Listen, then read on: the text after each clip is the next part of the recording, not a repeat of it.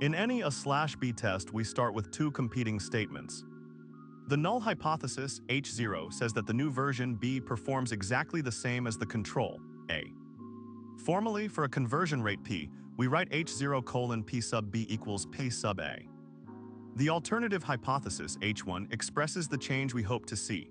For example, H1 colon P sub B not equal to P sub A, two-tailed, or H1 colon P sub B greater than P sub A, one-tailed. A two-tailed test asks, is there any difference either up or down, like checking whether a new coffee blend tastes different without caring which way? A one-tailed test asks, is the new version better, similar to only caring if a new ad generates more clicks? Choosing one versus two-tailed depends on business goals and prior knowledge. A one-tailed test gives more power but risks missing a harmful effect if the direction is wrong. A type 1 error occurs when we reject H0 even though it is true. We think the new feature works when it really does not. The probability of this mistake is the significance level alpha, often set at 5%. In business, a type 1 error can waste money on a change that brings no profit. For example, redeveloping a website for a fake lift. A type 2 error happens when we fail to reject H0 while the new version is actually better. Its probability is beta, and power equals 1 minus beta is the chance of correctly detecting a real improvement. Low power means missed revenue opportunities. Companies weigh the cost of a false positive, development, marketing spend against the cost of a false negative, lost incremental sales. Adjusting alpha up, for example 10%, reduces the chance of missing a real win, but raises the risk of implementing a useless change. So the trade-off must reflect the firm's risk appetite. Explanation: to decide how many visitors we need in each group, we use the sample size formula for comparing two proportions. Suppose we expect conversion rates P sub 1 control and P sub 2 treatment, and want a significance level alpha and power 1 minus beta. The required per group size is n equals open fraction.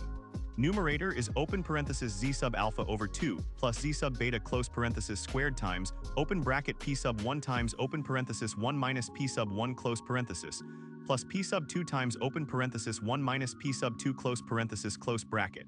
Denominator is open parenthesis p sub 1 minus p sub 2 close parenthesis squared.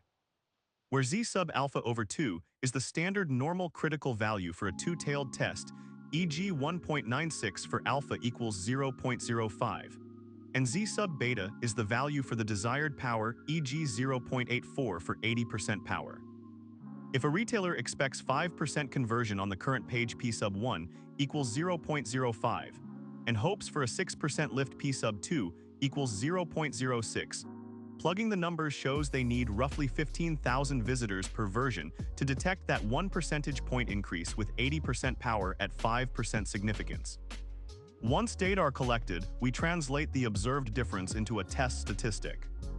For large samples, the z-test for two proportions uses z equals open fraction p hat sub 2 minus p hat sub 1 over square root of p hat times open parentheses 1 minus p hat close parentheses times open parentheses 1 over n sub 1 plus 1 over n sub 2 close parentheses close fraction, where p hat is the pooled conversion rate under h sub 0.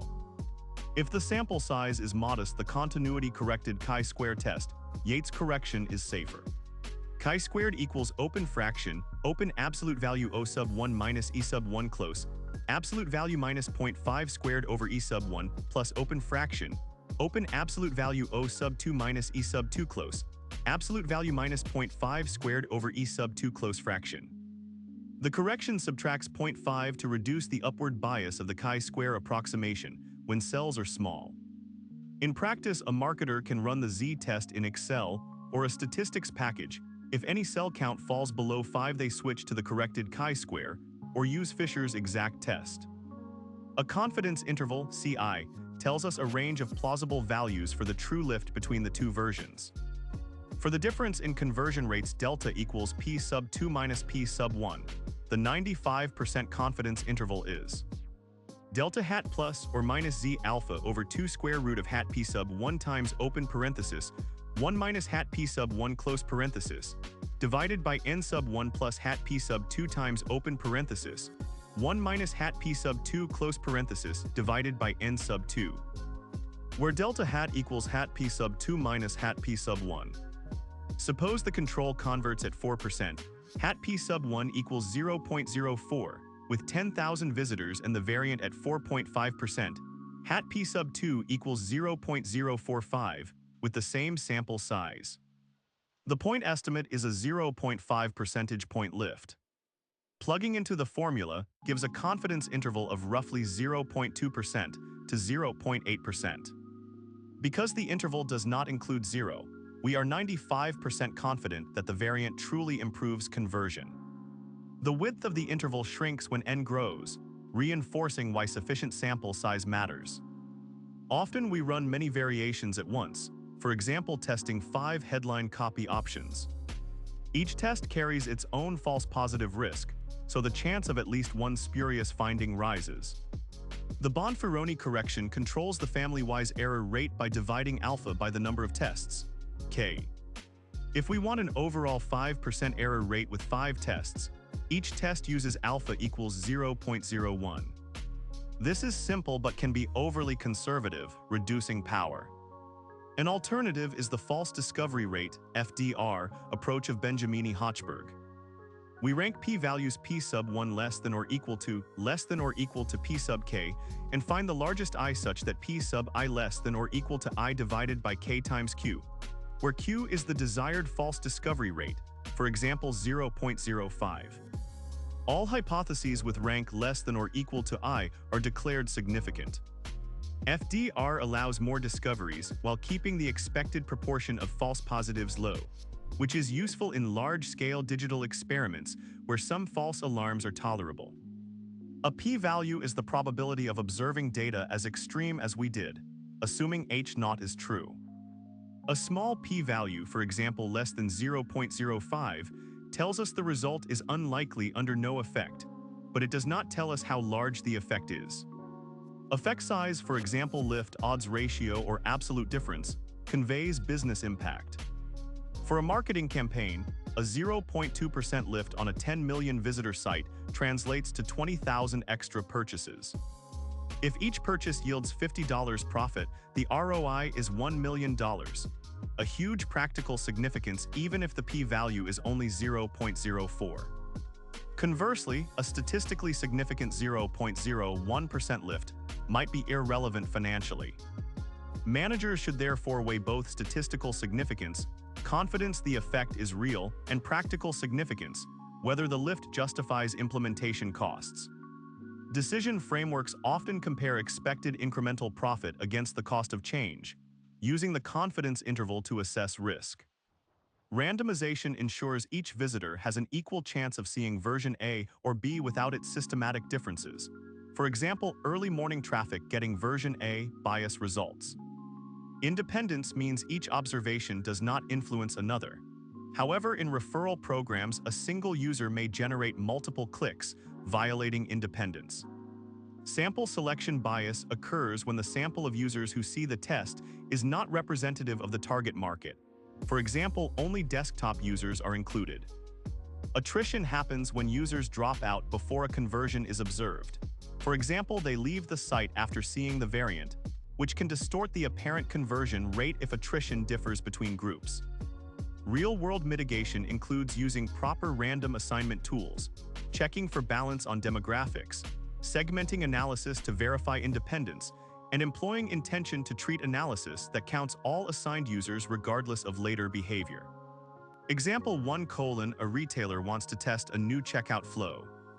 They plan a 5% significance level, 80% power, and expect a lift from 3% to 4% conversion. Solution sketch: compute z sub alpha over 2 equals 1.96, z sub beta equals 0.84. Plug into the sample size formula to obtain n approximately 21,000 per group. Randomly assign 42,000 visitors, collect conversions, run a 2-proportion z-test, and calculate a 95% confidence interval for the lift. If the confidence interval excludes 0 and the incremental profit exceeds implementation cost, approve the chain. Example 2: a SaaS firm runs 5 headline variants. After the test, the smallest p-value is 0.012.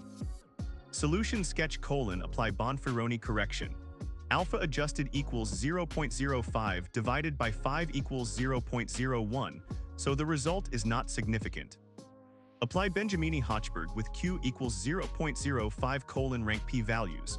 Find the largest I where p sub I is less than or equal to I divided by 5 times 0.05. If I equals 2 satisfies the rule, the two best headlines are declared significant. The team proceeds with the top headline, estimating expected revenue lift based on observed conversion increase. Example 3: an email campaign suffers from attrition. Only 70% of allocated users open the email.